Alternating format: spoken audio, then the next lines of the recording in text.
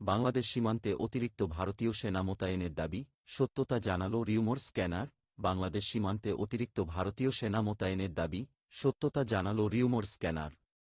বাংলাদেশের সীমান্তে ভারী সামরিক সরঞ্জামসহ ভারতীয় সেনাবাহিনী মোতায়েন করা হচ্ছে দাবিতে সম্প্রতি একটি ভিডিও সামাজিক যোগাযোগ মাধ্যমে প্রচার করা হয়েছে।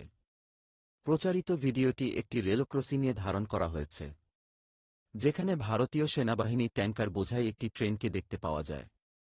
দাবি করা হচ্ছে, ট্যাঙ্কার বোঝাই এই ট্রেনটি সীমান্তের উদ্দেশ্যে রওনা হয়েছে। মঙ্গলবার 17 ডিসেম্বর এ বিষয়ে একটি প্রতিবেদন প্রকাশ করে বাংলাদেশের তথ্য যাচাইকারী প্রতিষ্ঠান ফ্যাক্ট চেক রিউমর স্ক্যানার।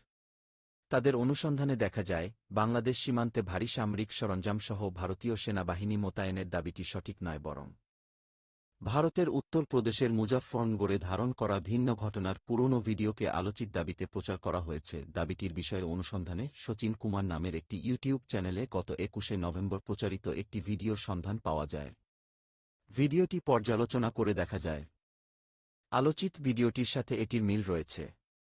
তবে ভিডিওটিতে মুজাফফরনগর শীর্ষক লেখা দেখতে পাওয়া যায়। পরবর্তী অনুসন্ধানে ফিটনেসভবন 2 ইউজার নেমের একটি ইনস্টাগ্রাম আইডিতে গত 15 নভেম্বর হাসিয়ারসি লা ট্রেন শীর্ষক শিরোনামে প্রচারিত আলোচিত ভিডিওটির একটি স্পষ্ট সংস্করণ খুঁজে পাওয়া যায়। উক্ত ভিডিওটির শেষাংশে রেল ক্রসিংয়ের অপর পাশে একটি সাইনবোর্ড দেখতে পাওয়া যায়।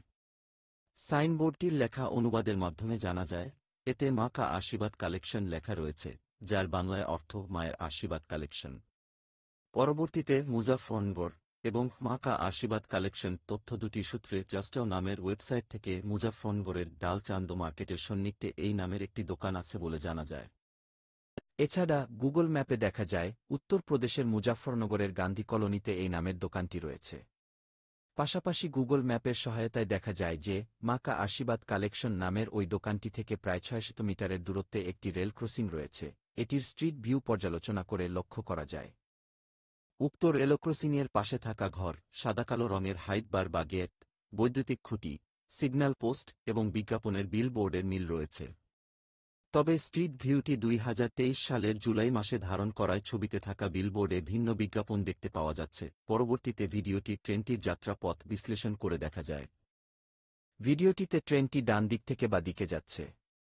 উক্ত অঞ্চলের মানচিত্র পর্যালোচনা করে দেখা যায়, এ হিসেবে ট্রেনটি মধ্যভারত থেকে উত্তর দিকে যাচ্ছে এবং যার পরবর্তীতে সম্ভাব্য বিরতি উত্তরপ্রদেশের আরেকটি জেলা সাহারানপুর, যেটি উত্তরাখণ্ড ও হরিয়ানার মাঝামাঝি অবস্থিত। এছাড়াও ভারতের মানচিত্র পর্যালোচনা করে দেখা যায়, দেশটির উত্তর দিকে বাংলাদেশের সাথে সীমান্ত নেই, বরং চীন এবং পাকিস্তানের সীমান্ত রয়েছে। এছাড়াও প্রাসঙ্গিক কিওয়ার্ড সার্চের মাধ্যমে দেশীয় কিংবা ভারতীয় কোনো গণমাধ্যমে বাংলাদেশ সীমান্তে অতিরিক্ত ভারতীয় সেনা মোতায়েন করার বিষয়ে কোনো তথ্য খুঁজে পাওয়া যায়নি।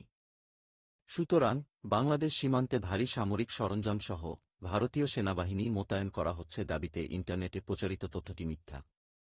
Arif Hossain, M television news desk.